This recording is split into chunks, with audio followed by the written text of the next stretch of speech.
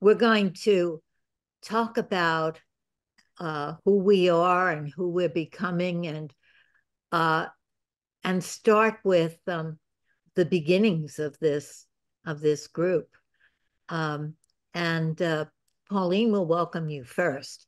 This collective reflection is her vision. Thanks, Lynn. Good morning, everyone. Afternoon here, and I know that people are not all in the same time zone. So even that, and just even everything that Lynn had said, around reflection and who we are, and welcoming you. So there's me, and then there's you, and I suppose that's the most important component of this, is that we bring ourselves here first, and then there's a meeting of some sort.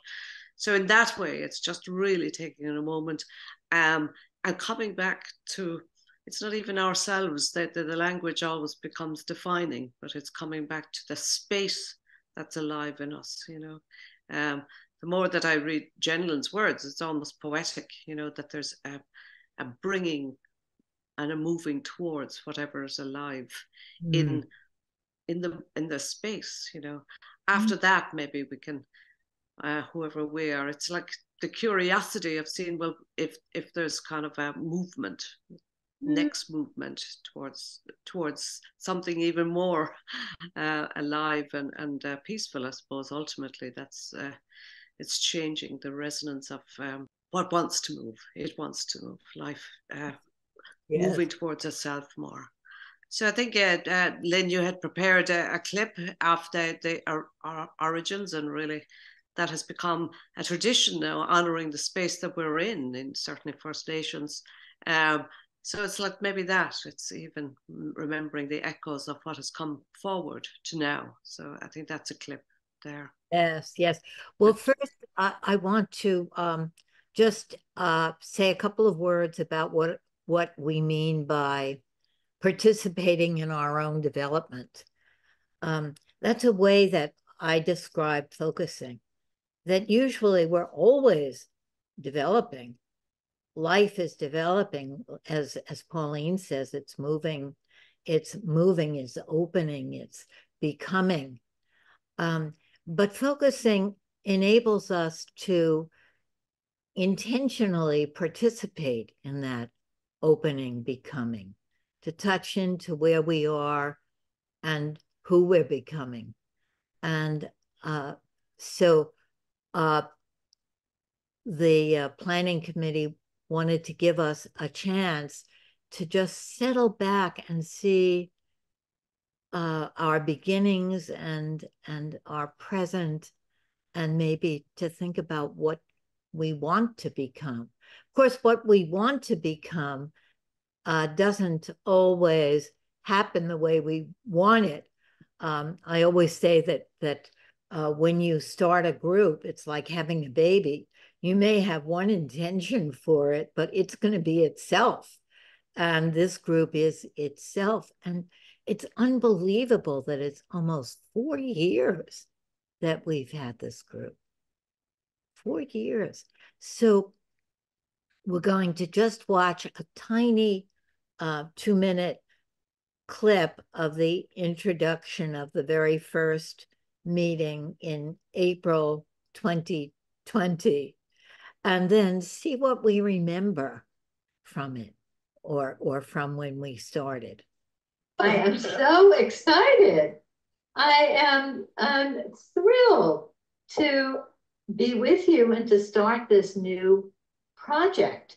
And what I'm hoping is that this project will be a community rather than a group, because a group is a smaller thing, and we're sort of making room for anyone who needs help in helping, and so there's a kind of vision of inclusiveness and openness, and now I'm making room for everybody that I love. I think we can only make room for 100 people, but Vivian, who is my co-leader in China, is telling me that we have 30 Chinese guests,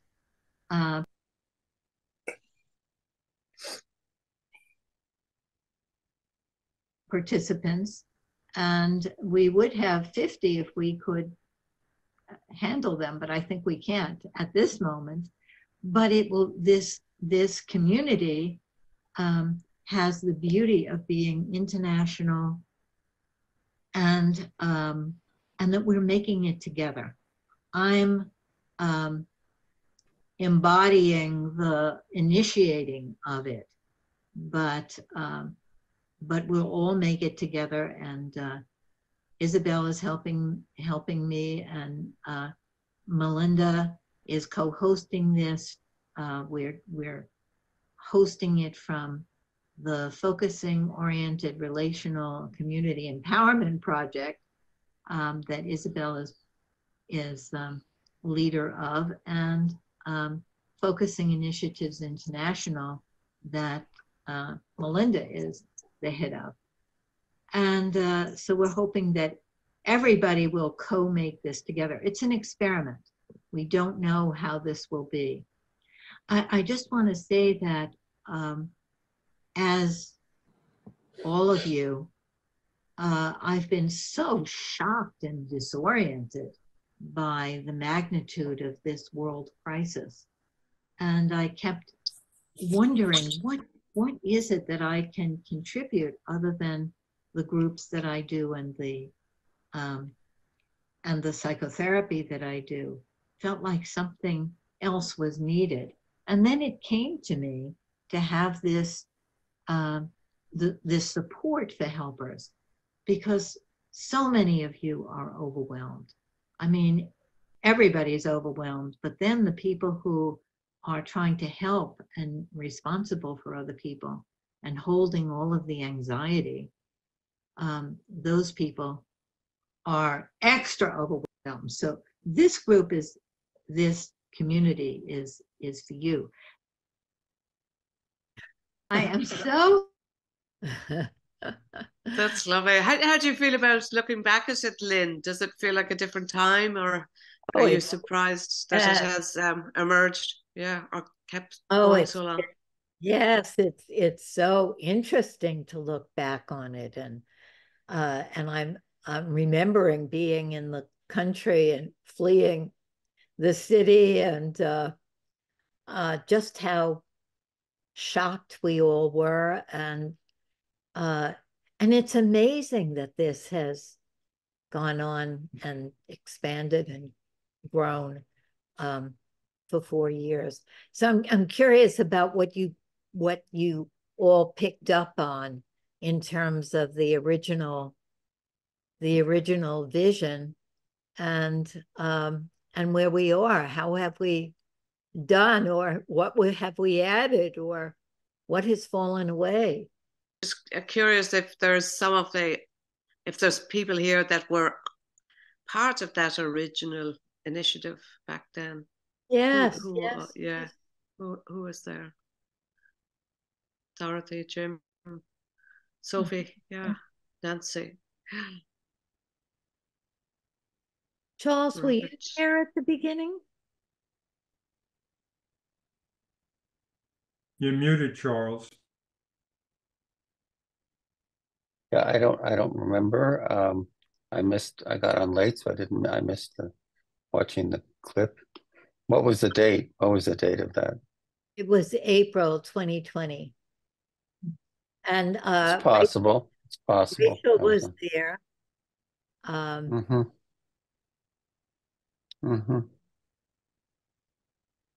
So what did you pick up on in terms of how we started?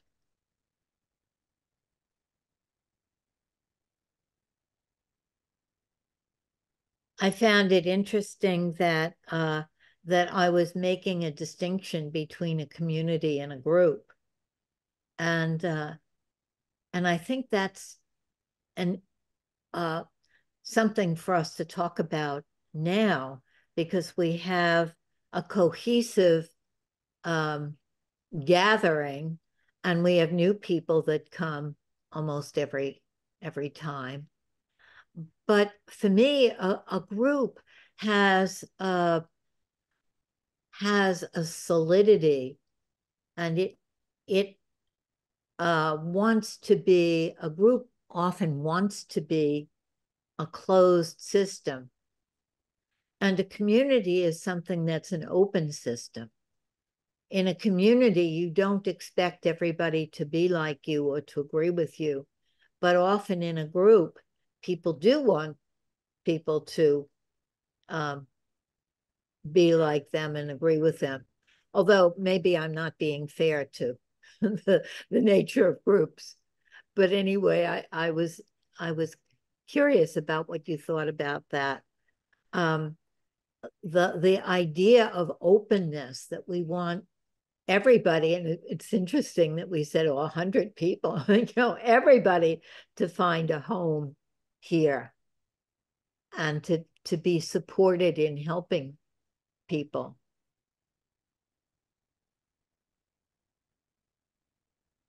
Do you think that's what we have here 4 years later? I found it interesting that you talked about a crisis, and I had to think, which crisis is this? We've been through so many crises. I have to figure out which one you're referring to.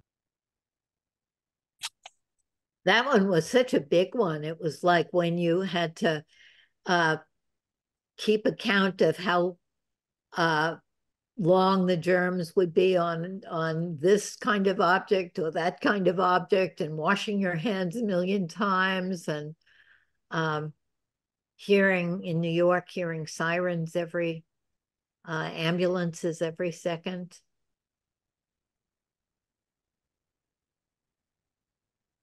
I've seen this group, this community evolve, because I remember being part of the group in the very beginning and feeling like I was in such a dark place and feeling somewhat isolated. And it was such a wonderful connection for me to be here and not feel so alone with everything that was going on in the world. And then seeing it evolve, even though we've been through a lot in the world, but I've seen this community evolve into there's more light, things have lifted from the time that we were in the midst in this, I felt like in a cave of some sort, and coming out of the cave, things have transformed. There are different issues today, but I'm trying to find the word for it. It's just opened up more somehow. Yes. Mm-hmm. Yeah. And you've seen this group, it feels like this group has opened up more as the world has opened up more. Yeah. Yeah. Lynn, this is BJ. I can echo what Lenore said. I remember getting the email on April the 23rd or so, and immediately remembering how I had felt at 9/11. And how at 9/11 there wasn't a response that I could remember in my life like this one has been, and just this profound gratitude that there were people around the world who saw themselves as helpers, who were trained to be helpers. It was the international scope of it from the very beginning, and a real sense of hope. Mm-hmm. Yeah. Yeah. And it was so special then to have an international group, because we were used to meeting in person. It felt like a terrible loss to just see people on a screen, but then it was an incredible gift to be able to be with people from all over the world. It was a comforting and intellectually stimulating and emotionally stimulating place to come every Monday morning. Something that I maybe couldn't always get to for one reason or another, but I did often and whenever I could. I experienced it as a comforting place to be stimulated and hear other people's views. Was just thought wonderful. I agree with you, Nancy, and everyone who spoke. One of the things that, yeah, there was this comfort in this.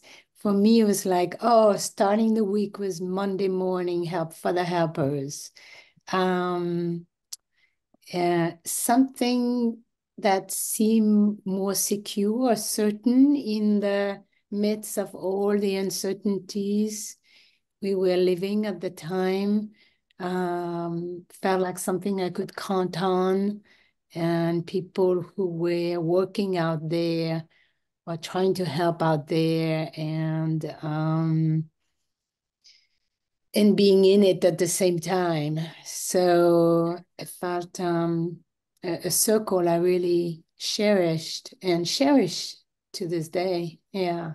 And I feel like the trust has really developed. There is an openness for also divergence and differences and no's, and that I really appreciate, and a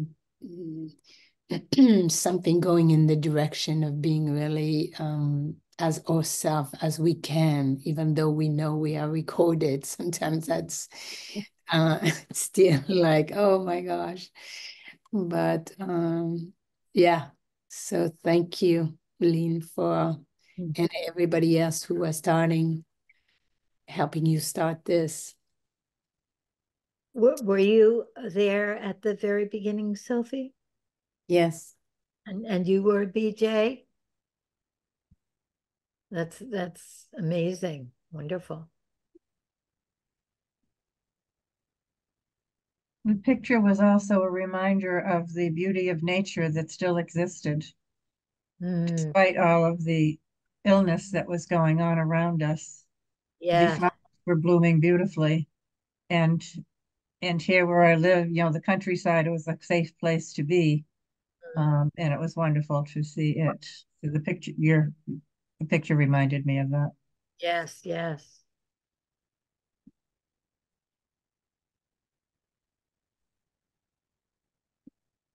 Okay. Katerina, would you help us to just sort of go inside and see what we remember about, what each of us remember about coming in to help the helpers whenever it was?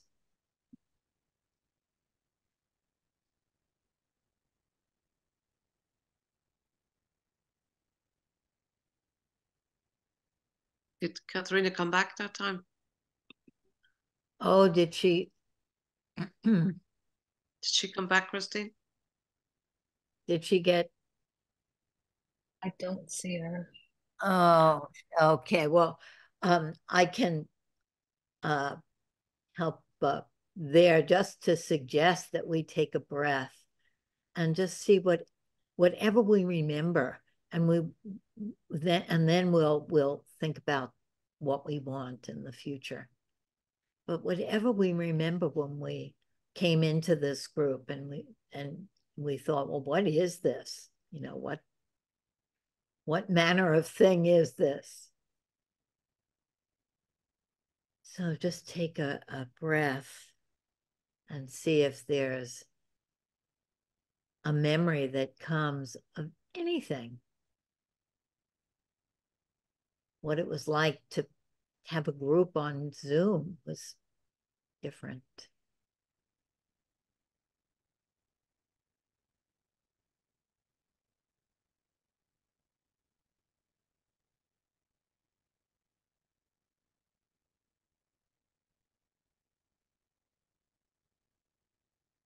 And maybe one thing that was different was that I was reading a paper about, it's one of your papers, and you were talking about these groups, and then you said, and then we had to move to Zoom. And it struck me that these groups were not on Zoom.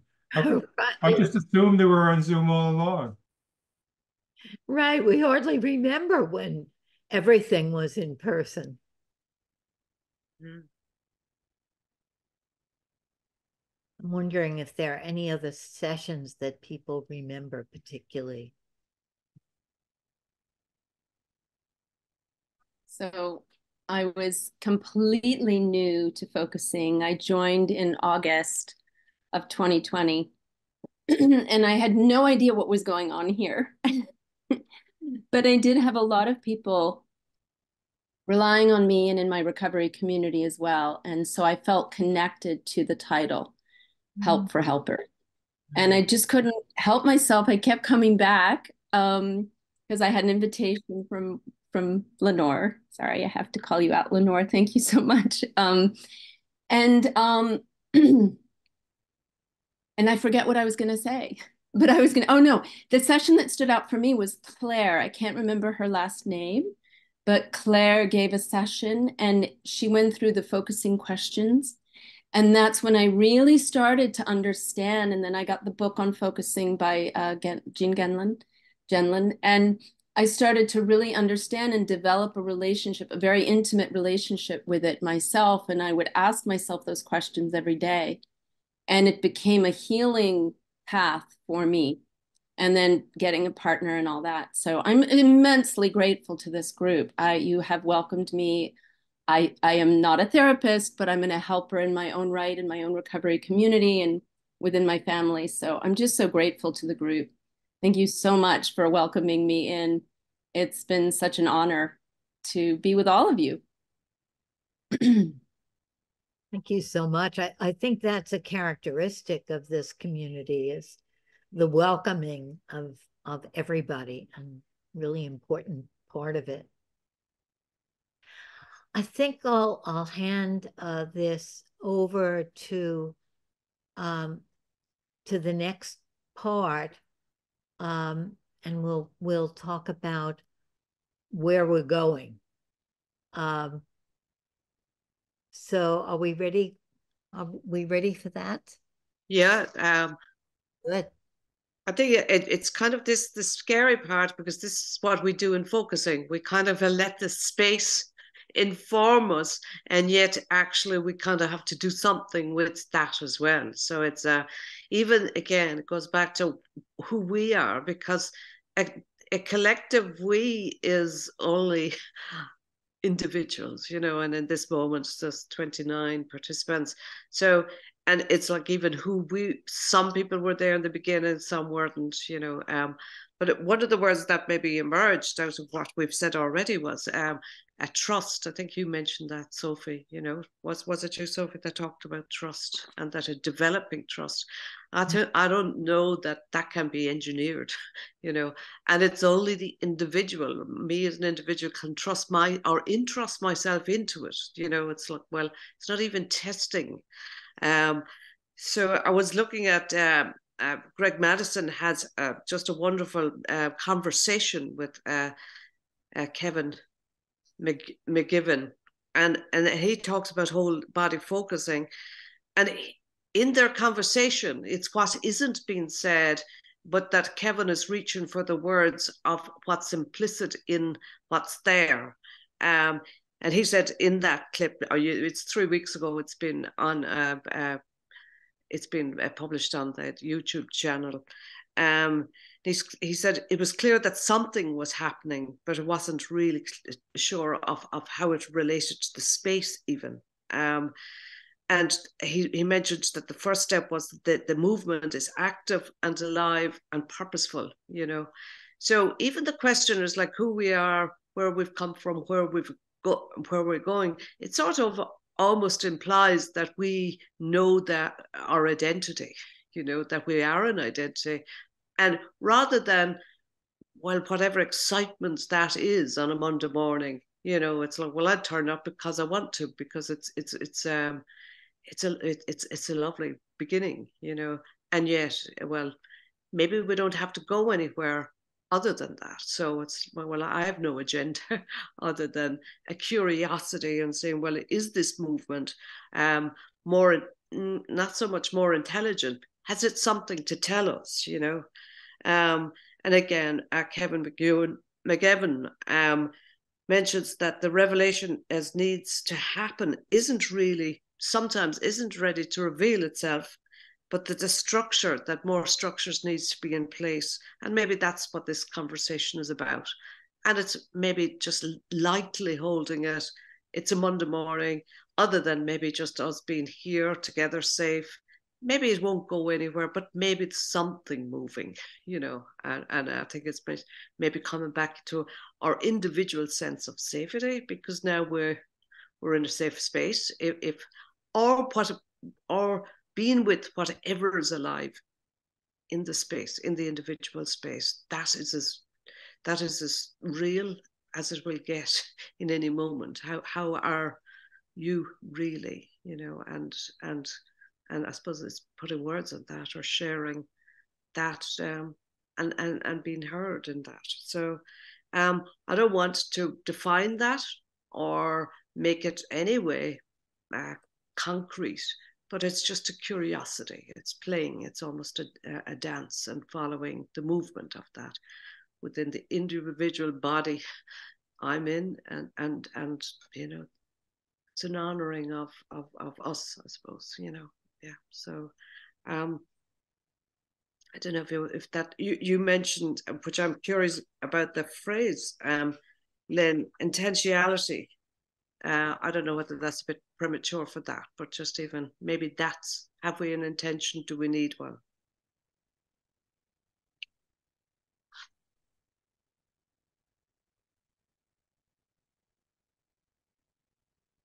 Intentional in participating in our development.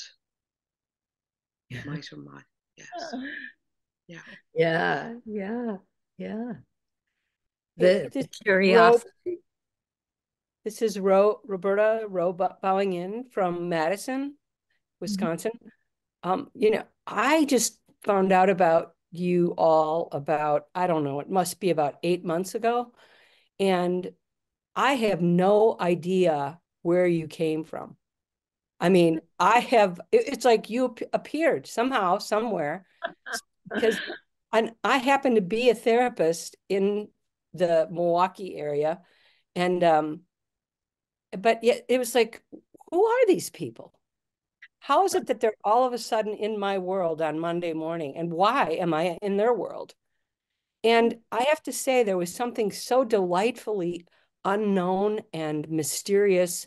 And I think you're all angels. I mean, if I want to take it to the place I would prefer to be, what I intentionally like is the idea of being surrounded by the unknown that I believe in. That there's something so mysteriously, you know, that I never know what's going to happen. You know, I could be every Monday morning, you take me in new directions. And I have met some of you much more in the breakout rooms, and it's just been so delightful. So I wasn't here when it all began, but I really do see it. I mean, if I can take it to the level of divine intervention, I would say that's where I'm going with this. Wow. It's like when I believe something came in for all the right reasons, that's the way it feels. So thank you.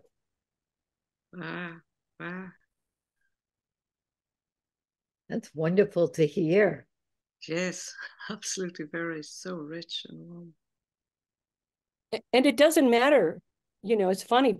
I will sometimes tell people about you and say, I don't know where it came from. All of a sudden I was in this group. It was like I opened the door in the back of the room, and there was this group, and I'm now in this forest, and it's the Lion, the Witch, and the Wardrobe, or whatever, you know. It's like, it's just this wild group.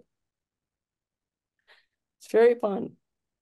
It is quite magical when you just all of a sudden are in this breakout room, or all of a sudden in this larger group. And and all of these people. And I think an important part of this project that maybe came out of divine intervention is having someone present a reflection at the beginning. And then this group is so wonderful at taking that, whatever the person offers. Some of them very experiential, some of them much more conceptual, some of them very polished, some of them sort of raw, and just taking what's, as Pauline would say, what's alive there, and weaving it into our own experience. It's quite amazing that this group can do that. So we also get to hear from focusers all over the world that way. We're even going to, one of these days, get Vivian to give a reflection. Yeah. Yeah. And I wanted to just say one last thing, and that is that it was exactly what I needed. You know, when you ask for the thing that you really need, this is exactly what I needed. And in saying that, focusing was something that I knew about. I'm a long-term student of process work and Arnold Mindell and all that, but I never really fully understood the focusing aspect of it. And it's essential. And I needed it. And here you are. And what a great way to learn it, but through this kind of experience, because you've all delivered it in such unique and varied ways. It's all, each time you, even this moment is such, it lands so well. It's perfect. Wow. Do you have a sense, Roberta, of being part of that magic now, or being part of that residence and, belonging? Yeah. Absolutely. And great.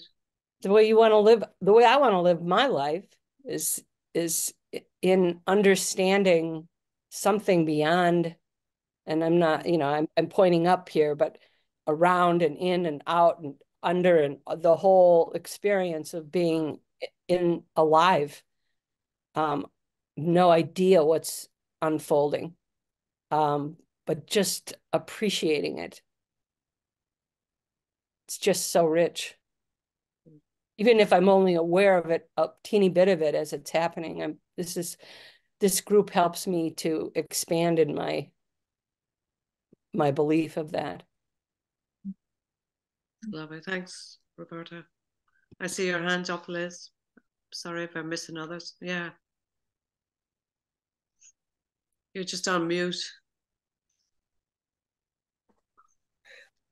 Okay. Hello. Oh yeah, good morning. I came to this group late, kicking and screaming after my partner. The kind of sentimentality and treacly kind of tone is so unlike me. And then I had a moment where there was a group about climate change. I think Isabel moderated it. And everybody is sort of one. There's this kind of we all agree on the tone, and I have trouble with that because I often don't. And I decided to go for it, and I said something in my long-winded way that was really saying, get over yourselves, all planets disintegrate. Something like that. And I thought, oh my God, as I usually feel after I blurt something out, this regret and what's going to happen now? And I think it was Isabel who just reflected me. She just reflected that I had that feeling and that point of view, and I wasn't judged. And it was really revelatory to me because I did not think that my, to use certain words like negativity or, something like, I felt that there was a way you had to be here. And I've never been that. And I want to be accepted for not being that and not feel that I have to stay away from the more sentimental therapist types. That somehow there is a place for me. And I really felt that there was a place for me. And it's really been a life change. And even then later, when I was getting ready to present my graphic memoir to this group, I spoke with a good non-therapist artist friend. And I told her about this group in my presentation. And she said, I don't know, Liz. I'd be careful. This group may not, they're not gonna get you. They're not gonna get your sense of humor. They're too earnest for you. And I decided again, I don't know, they accepted the planet exploding theory and the get over yourselves theory.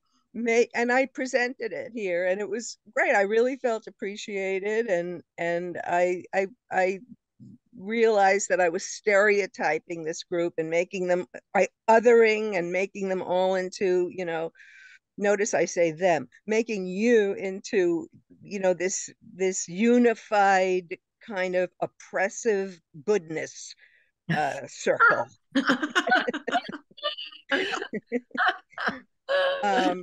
So I'm still trying to fit in with my own particular voice that doesn't just, oh yes, oh yeah, it's so true, that, well, I don't know. Sorry to disappoint you, Liz. But I think one thing I found also, to go on long-windedly, is that this is bringing up another topic of groups.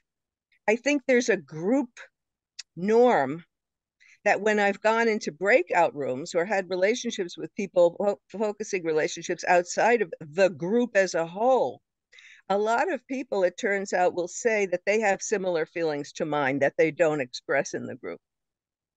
That not everybody is so love, love, love, that there's a kind of a way that there is a group norm here.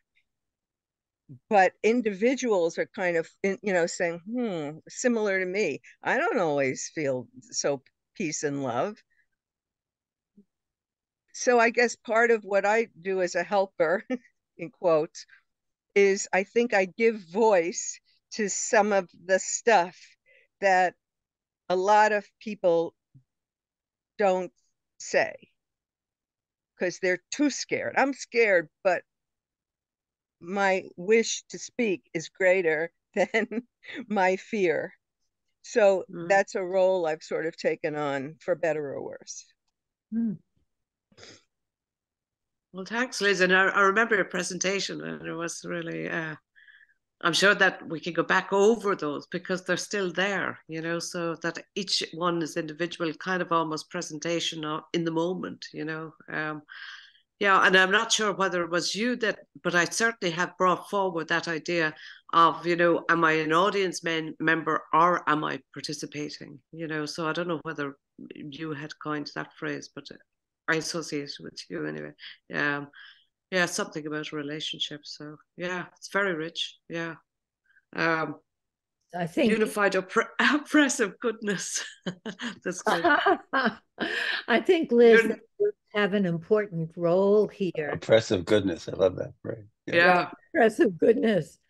Well, there's a term that I didn't coin, which is called toxic positivity. Yes. So that's really what I'm talking about. Yeah. When does it become toxic? And when does it become a group herd mentality that you have to conform to, or you're the outcast? Right.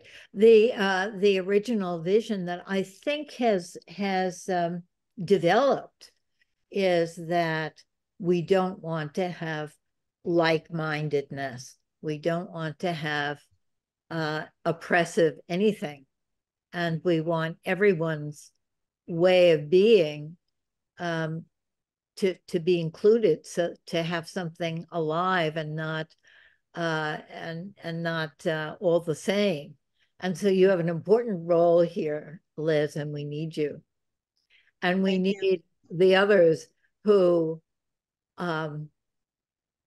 feel differently than the feeling of that the group is expressing, to speak up. And I think that we have developed in that, accepting more and more differences.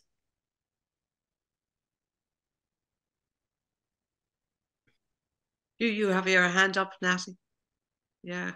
Yes, thank you, Pauline. And I have a couple of things to say, but I do remember that meeting, Liz, and that is one of the things, that is one of the things that I love about this group, that I've never felt that I couldn't say my truth.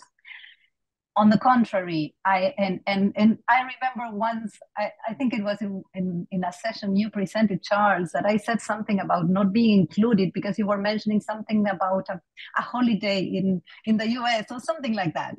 And I could say how I felt, and I never felt bad about that, or that I was going to be judged or whatever. So one of the things that I really value about this group is that this is my feeling, that I can be authentic. I can speak my truth. And another quality that I have, because I was thinking, why do I didn't come from the beginning, but I don't remember when or how, as Roberta said, I don't know how I found the group, but from the moment I found it, I think I've never missed. If I missed a Monday, it was because I really had something very important to do, but I don't put clients at this time. I postpone everything till after the Help for Helpers, because for me, it's so valuable, so valuable, and it has always been. So the other quality that I'm referring to is the type of interaction, because it was like, it came on Monday after my Saturday and Sunday, when I get together with other people, maybe cycling or whatever, that have another type of connection. And it's like Monday mornings, oh, okay, I begin the week connecting the way I love connecting, like in a much deeper way. There's a quality of listening here, of listening to every single voice, of pausing, of allowing for that voice to be heard, because there's some reflection or some whatever, or a pause or something. So that is for me so valuable. And then also in this, having had the opportunity to go into different breakout rooms, I had the opportunity to get to know these amazing people a bit more. And this is something that I always say that I love knowing a little bit more about people. And it's a treasure. And each one is a treasure. We are all a treasure in ourselves. So, and this type of relating is for me precious. And I do want for this to happen more in the world in general. So I'm very, very, very grateful that when I first came here, it was like, I felt everybody knew each other and I was the new one. Are they going to accept me? Am I going to be able to speak? Blah, blah, blah. And then now it feels like, oh, it's like coming here every Monday is what, and then all the topics and the different, as you said, Lynn, or somebody else said, like, each presenter or the one who opens up brings something different, and all the group is like welcoming whatever is there, and going deeper into all of that. So for me, it always carries my experience forward in many wonderful ways. So I'm very grateful to you, Lynn, and to everybody here. And to the disagreement, and to being able to speak the truth. Yes. Right. Thank you, Natty. Yeah.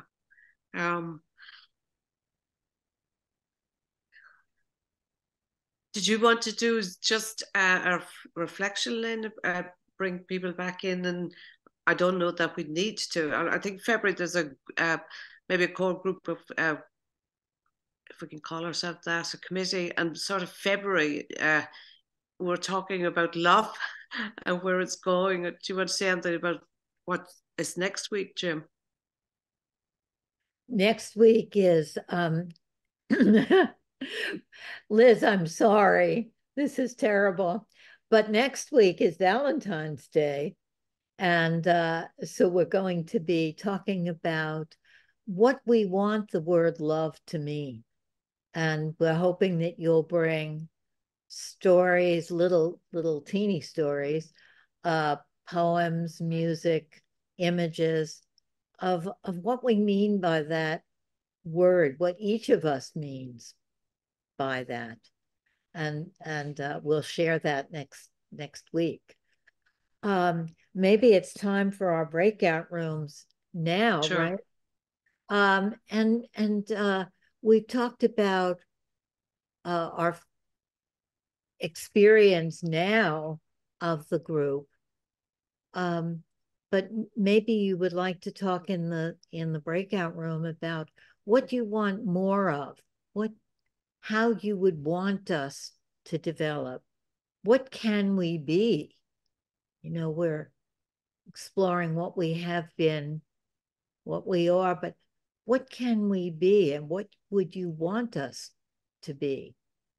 And each one of us is making this group. So what you want it to be is really important. What would you want to explore more? How would you like us to be? I'll just say a message from Monica is perfect as is. So it's, yeah, I mean, whatever is happening, it's been created in the moment, you know. So it's not as if the individuals are making it happen or presenting it. Like, well, we're holding something that Roberta mentioned, you know, like magical. So it's like, well, wow, that's the resonance that I certainly enjoy because it's a healing sense of possibility of potential. Absolutely.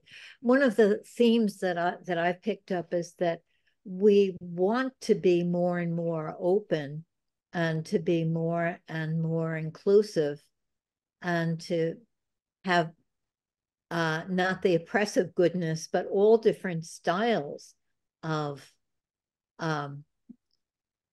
international helpers. And we want to be supported in who each of us are. But that was what I picked up on. But in your breakout rooms, you'll have much more to say about what you want us to be or anything that's alive for you, as Pauline said. So we'll come back at 9:30 and let's see what comes there.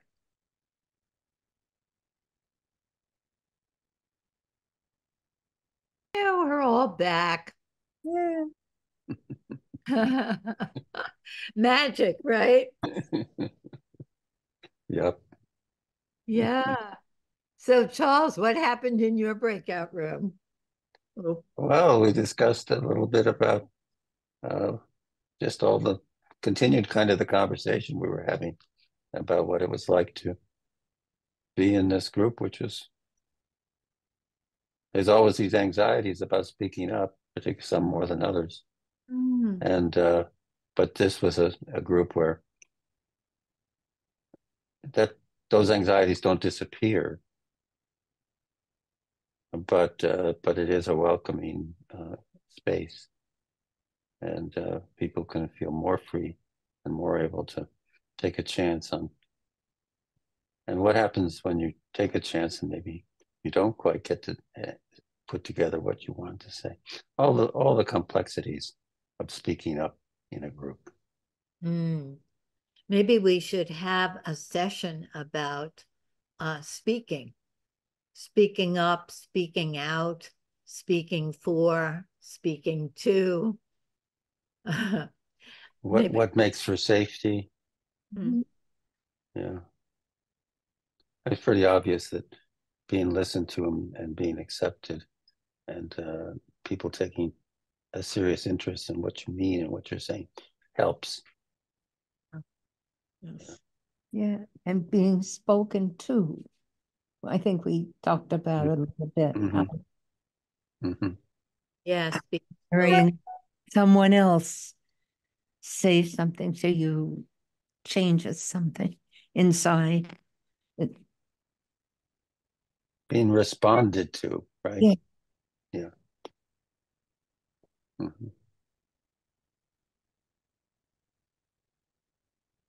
Thank you, Charles. That really reflects already in our group. The last thing that came up was a group or a community. And when I hear the kinds of things that you two are celebrating, Susan and Charles, that feels more like a group to me than a community. Just to imagine how we might explore together what are the great things about seeing ourselves as a community that might preclude some things we might have available in a group, and vice versa. It was a lively idea that came up for us, and you and Susan immediately answered some of the questions I had. Are you suggesting there could be a kind of intimacy in a group that's not so much in a community, in a broader community? I think that might be what might be a hidden bias that would be in that attitude. Yeah, a different kind of intimacy. And no, that's already interesting. A different kind of intimacy. It is, isn't that's it? why that's. Yes, that's true. And that gets to personality and temperament traits, and the very genuine stuff we're born with. If you have two children, anybody you know. There's intimacy and there's intimacy. There's some child that never wants to be touched, and it's not because anything's wrong with them. They just don't like it too much. They're in their heads. And then there are other children who really, you only can show you love them by picking them up and swirling them around and all of that. There's no one size fits all here, right? Yes.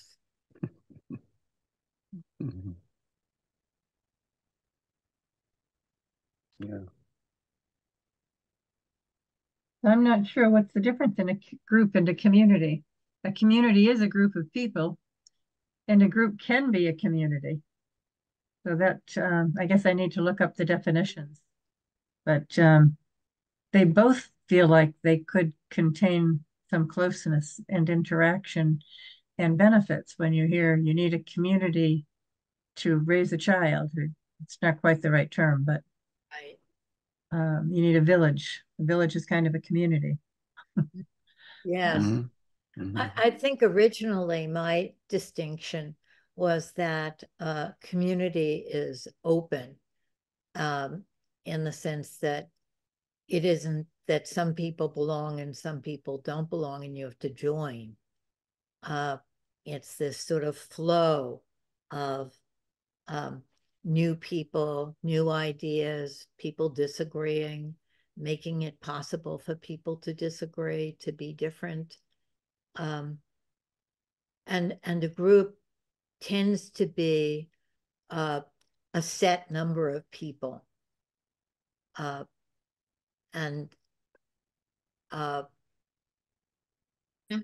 think that was what I originally thought, but I guess our definitions, maybe we can be a group and a community. For the people that want groupness, they could be a group, and maybe we can choose everything. I just wanted to say one of the things that came out of our group, I started thinking about conflict resolution, and that's part of community as well. What we're talking about differences and disagreements, and how do we, work with that? And that's always been an interest of mine, but I haven't had much work in that area except, in my own work. But I think conflict resolution would be, just even if we had one Monday morning on that, or two Monday mornings, with that, would help.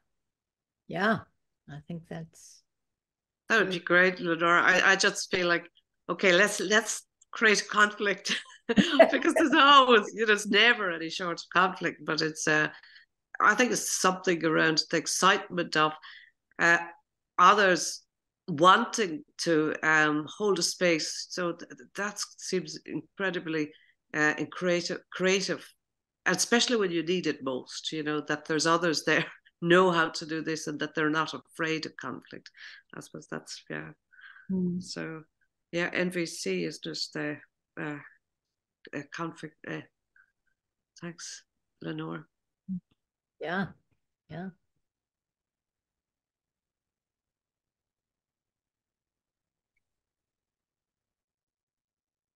It occurs to me that it would be maybe a good idea to bring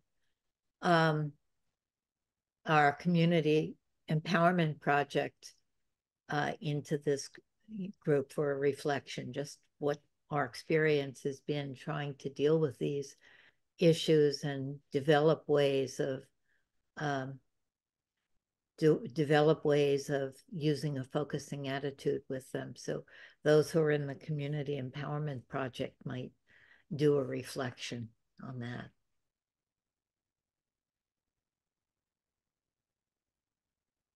Group, we, yeah. Oh, hi, Charles. Group, we really appreciated the poetry that happens as a closing of this. I keep calling it collective, but I'm not sure. Nice name. Like collective. But that's really something precious for me, and the way it anchors, the way it closes by living like poetry does or art does, opening to more, and it feels like it sends me off from here. It's a lovely transition that would not want to let go of. Definitely one. The other thing we were talking about is, and it feels like that's what we're trying to be here, is like, how can we bring this being, I can't remember the exact quote of Jan Lin, but when he talks about being his own shaky being, or being able to be his vulnerable self, that carrying this forward, is there a collective of here that could carry this forward? As does this exist in the world, a place where we can be or shaky being and being in the murky and not knowing, and being with that vulnerability that has a place? It's like in certain communities where being a handicap, being challenged it has a place, it has a role, and I feel like this, or being elders, it's like that I feel that is missing in the world, that wisdom. It's missing in my world. And carrying this forward, it feels like there is some seeds of this here that I love and would want more of that in the world. Yeah, yeah. To take what we're developing here and bring it more into the world.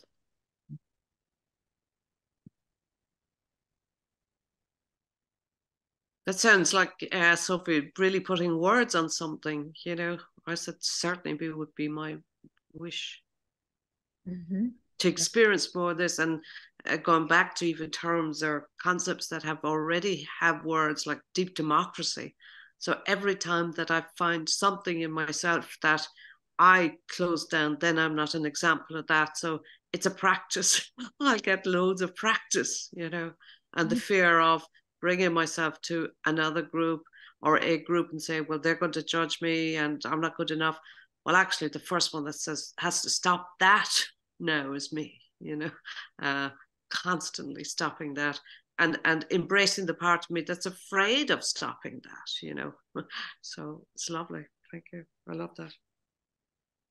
Just want to say very briefly that it seems to me so urgent that we find alternatives to war as ways for nations to resolve conflicts, and that we really should look forward to some way that a war is actually abolished as a way of resolving conflicts.